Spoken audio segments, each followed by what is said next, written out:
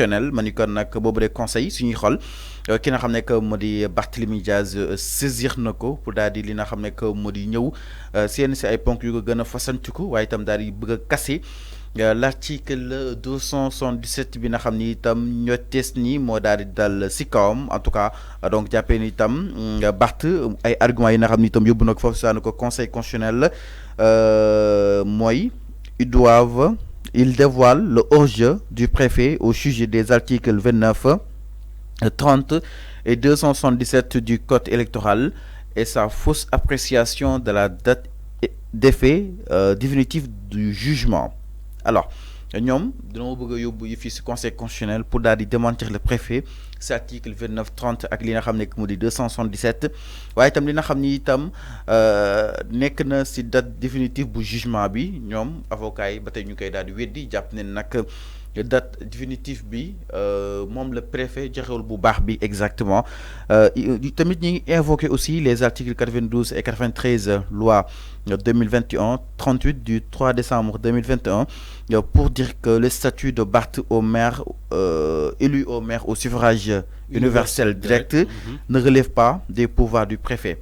Maanaam le fait que Barth ñu fal ko exactement si askan wi te kenn nommé wu ko loolu yoonu préfet nekk aussi donc nag ñoom loolu soo leen yóbbu foofu si ko conseil constitutionnel moom ki nga xam ne que moo di Barth nee na jamono ji dafa bëgg a retrouver ces deux mandats électifs maanaam deux mandats yi nga xam ni itam fal nañ ko foofu si daan assemblée nationale itam foofu si daan li nga xam ne que moo di maire yi bu Dakar. Alors Arfan ñaari argument yi nga xam ni itam les avocats de Barthélémy Diaz teg nañ ko sur la table benn mooy li nga xam ne que moo di fausse appréciation si date bi nga xam ni itam moom leen àtte définitivement Barthélémy Diaz. Deuxième bi di statut au suffrage direct préfet amul si li nga xam ne que moo di wàll est-ce que jàpp nga ni ces raisons wala kon ces motifs seront justement du lourd devant les sages du conseil constitutionnel? Alors, Seigne Fallou, il faut que on est dans un état de droit. Donc, les avocats de Barthélémy Diaz,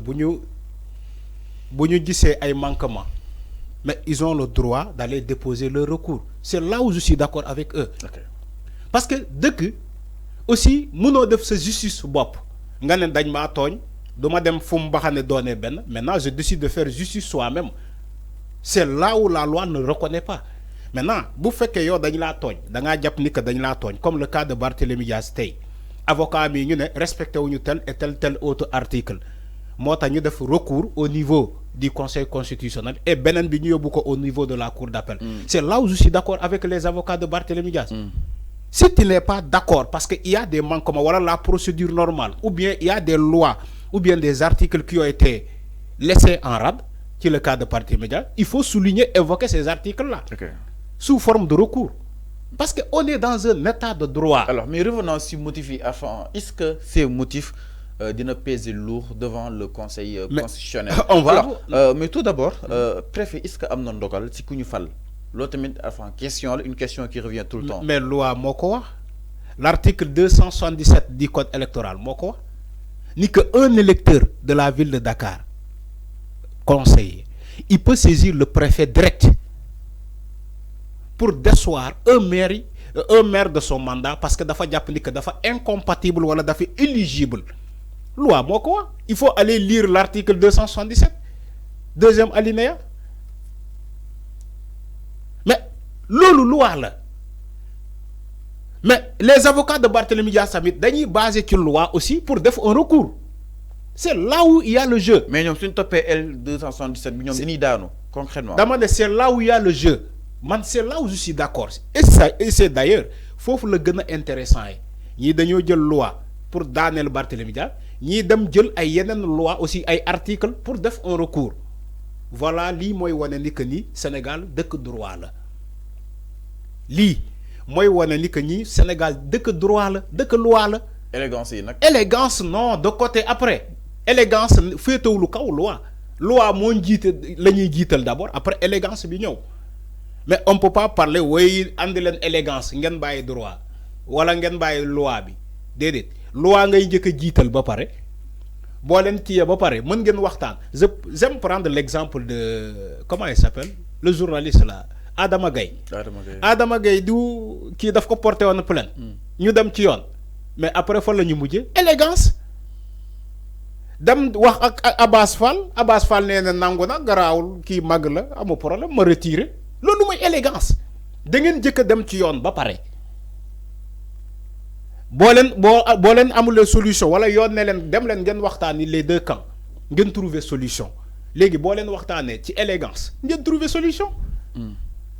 Adama Gaye bu defuloon loolu journaliste bi amaana dinañ ko tëj ci lu ay loo xamante ne ay diffamation la maa la ne ni kii non.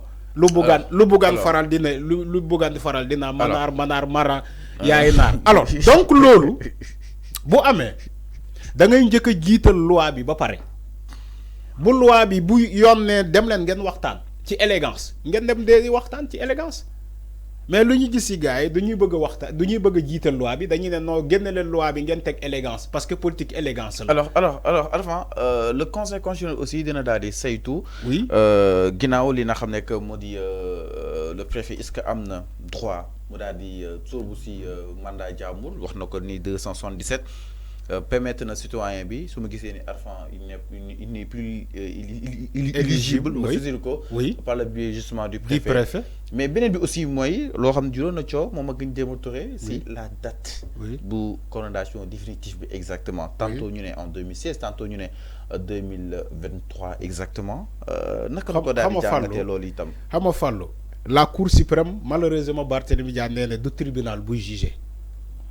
alors que ñun gis nañu fii cour suprême di casser ay décision ba pare di yóbbuwaat pour ñu rejuger waat ko nga ne du tribunal. alors la dernière confirmation de la cour d'appel de la cour suprême c'est en 2023 non.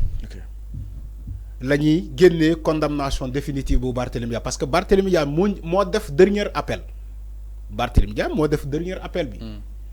parce que bu ñu sukkandikoo ci.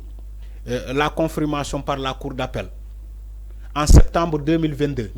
La cour d'appel qui l'a confirmé ni que Barthélémy Dias est condamné donc ci l'affaire boobu bi ko opposé ak Ndiaga Diouf cour d'appel moo ko njëkk a confirmé en 2022 mais Barthélémy Dias nee na en 2017 la benn jour liiroo naa la fii article boo xamante ne Jeune Afrique moo ko bind di noir sur blanc ma lire ko fii devant les internautes mais ci date boobu Jeune Afrique le 22 septembre 2022 la mentionné ni que la cour d'appel moment boobu la confirmé la condamnation de Barthélémy Dias assortie d'une amende de 25 millions ba mu war a verser la famille de la victime mais liiroo naa article boobu fii. Mais si Barthélémy Dias et ses avocats reviennent pour nous dire que la condamnation a eu lieu en 2017, c'est qu'il y a problème. Quelque part, il y a problème. Okay. Donc, moi, je ne parle pas de la condamnation. Je ne sais pas. Dama ne instant ni ñu ngi ci ay recours Barthélémy Dias def na recours nañu xaar recours bi l'évolution de cet recours là ou bien de ces deux recours. lu ko yoon may mu jël. mais juridiquement Arfan jàpp nga ni. mais juridiquement moo tax ma wax la ci recours. juridiquement jàpp na ni lii motivé Barth yóbbu dina si am ndam juridiquement peut-être. xam nga le recours est un caractère à valeur juridique. moo tax ma wax la. comme da nga jàpp ni que dañoo bafouer tes droits dañ laa tooñ moo tax nga def ce recours mais c'est tout à fait normal maintenant. On va constater maintenant l'évolution de ces recours-là. Ok. lu ko yoon may mu jël c'est ça. alors mi ngi naan lu yoon may Barthélémy Dias ci ces recours-là mu jël su yoon confirmer le préfet mu jël mu accepter aussi ndogal yàlla la. su yoon waxee tey ni que Barthélémy Dias nañ ko réhabiliter de ses droits. nañ ko delloo ses mandats ñu delloo ko. De toute façon, les décisions de justice sont à respecter et à appliquer. Là, la loi est stricte. Même man, je ne négocie pas. Dama ne, lu constitution wax, nañ ko jëfé te respecter ko. Bépp décision bu am ci les recours de Barthélémy Dias nañ ko respecter te jëfé ko. Man loolu laa gëm.